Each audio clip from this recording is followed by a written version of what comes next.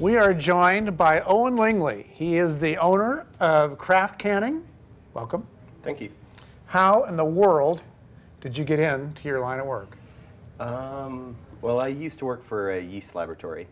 So I would travel around to lots of different breweries, helping them out with fermentation. So that was my into the craft business. From there, I was going around visiting lots of breweries, and I got to see kind of the wave of cans that was going to hit the market. Everybody was buying tiny little two-headed canning machines that maxed out at, say, 8 cans a minute. Usually Doesn't 6. sound very efficient. Yeah, No, and I figured I should get a bigger machine and write a business plan and try to find some money. So went out and did that. Bank of the Cascades was actually great for me here. How long ago? About a year. I left my last position last week, a year ago, and I got my can line in November, early November, and I got my first bottle line in February. You've been successful, though, in Bend especially. I know that you've worked with Good Life. Have you picked up any other breweries to do some canning for them? We're starting with 10 Barrel Friday, so it's Cool. our first can run there, so we're pretty excited for that. And a can run would, I'm sure it varies, but give us some idea about how many cans you produce or can. If you can. Can puns are I bad. know, so I know, funny. I know. We're just starting. You're so funny, John. Our can line runs at about 40 cans a minute for 12s and about 35 to 36 for 16s. In terms of barrelage, we can do 50 to 60 barrels a day. We have setup and QC and lab time in there as well to make sure we're not messing up the beer. Is this a job that you feel very passionately about it? Because I can see as a business side of it, great business. It's needed, and that's kind of the future of canning. But what do you love about canning? I mean, is there something that you really like about it? I love days like today. The can line is running perfect. I get to help out brewers. I get to work in the industry, really good guys and girls. What days do you hate? Days where I have to run high carbonation beers, and I hate it.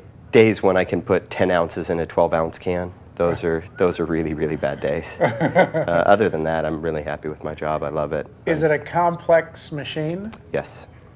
So a lot of moving parts can go wrong. Yes. You have to balance a lot of different things, and you have to keep beer pressure and temperature and CO2 volumes consistent throughout the day. And if you're I run lots and lots of different products. Work with lots of breweries, so everybody's different, everybody's products are different, everybody's tank's different. Dissolved solids, carbonation levels, temperature, it's all over the board, so it keeps it interesting. There must be a lot of trust involved in that, because you're kind of an extension of their business, like Good Life is trusting that. Almost like the last arm of their production. You can really mess up. You can really mess up beer at. You guys have been at this too long today. You can really mess up beer during the packaging. And so, we come in, we take about an hour to build the line, an hour and a half, start running CIP, run CIP. We have some instant sterility checkers to make sure that CIP worked and we're at the right levels of What's CIP? clean in place. So sterilization of the machinery.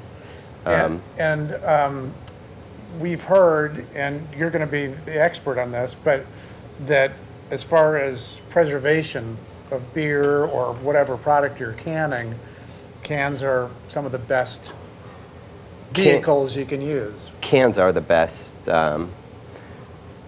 In terms of oxygen transfer, cans are a lot lower than bottles. There's no UV that can get into, so if you're using a hot beer, 5 minutes in the sun is probably going to skunk it. It's completely UV blocked. Cans pack out a lot better. When we run bottling, we get about 70 cases of 22s on a pallet. We're doing 110 cases today over at Good Life, so you get about 40% more beer per pallet out the door, so it's decreased shipping costs, freight, CO2 emissions, all that stuff. And cheaper for the beer producers as well? Yes and no. Per package, yes. The minimum order for SKUs of cans is it's like 60,000 cans that they have to buy at once. So it's a it's a substantial investment up front, but the per package piece is lower. Have you seen a big shift from people saying bottles are best and they look classier than cans, and now it seems like everybody wants cans? If there's a canned beer, people are really into it. Yeah, you know, I don't think you can fight science and you can't fight economics. If you put beer in a can well, it's going to stay fresher longer and taste better, it chills better. It's a greener option. You know, people did bottles back in the day because canning was harder and they needed to differentiate themselves when craft brews started from the macros.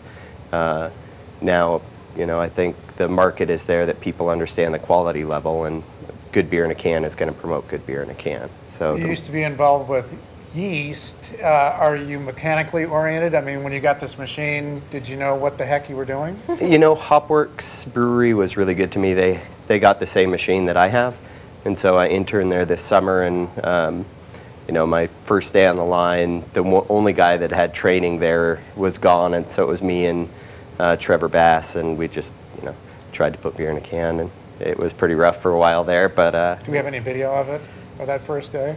It's been destroyed. Thankfully, No, yeah, that was not a super fun day. Well, we really appreciate you coming by. Yeah, sure, thanks. Thanks a lot, Owen. Bye.